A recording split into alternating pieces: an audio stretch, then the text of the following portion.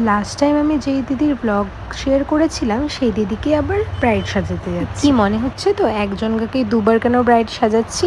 একদিনে ব্রাইডাল ছিল আর একদিন রিসেপশনের মেকআপ ছিল, তো সেই মতে চলে এসেছি ব্রাইডের বাড়ি এসে প্রচণ্ড ওয়েট করার পরে সে মেকআপ করতে বসে।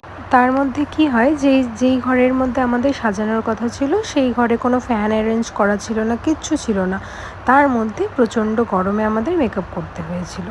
অনেকক্ষণ ওয়েট করার পর ফ্যান অ্যারেঞ্জ করা হলো, সব কিছু করার পর আমরা মেকআপ লাস্ট দিনের কাজটা দিদিকে খুব ভালো লেগেছিল। আজকে দেখি কেমন করা যায়। আজকের কাজের বেশি ক্লিপস আমি নিতে পারিনি, যা কিছু নিয়েছি সেগুলো দিয়ে এই ভিডিওটা করছি। একটা কথা বললেই নয়, বিয়ের দিন এতটা সময় পেয়েছিলাম কিন্তু আজকে একদমই সময় পাইনি, যার জন্য বিয়ে বাড়িতে গিয়ে কি তাড়াহুড়া করে না সাজাতে হয় একমাত্র যারা মেকআপ আর্টিস্ট তারাই হয়তো বুঝতে পারে। আমরা একটা সময় বলি আর ব্রাইড বসে অন্য টাইমে, তারপরেও তারা তাড়াহুড়া করে।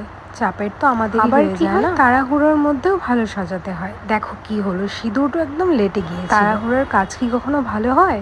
তারপরে আবার সেটাকে ঠিক করে দিলাম। তারপর কি আর এক এক করে ঘরে লোক ঢুকতে লাগলো। তারপর সেই দিদির বর অর্থাৎ সেই দাদাটাকেও একটু টাচ আপ করে দিয়েছি। জানাও কেমন হয়েছে। এতটুকুনি আজকের জন্য ভিডিও। দিদিকে তো ভালোই লেগেছিল মেকআপটা, তোমাদের সবার কেমন লেগেছে জানিও। আজকের মতো টাটা।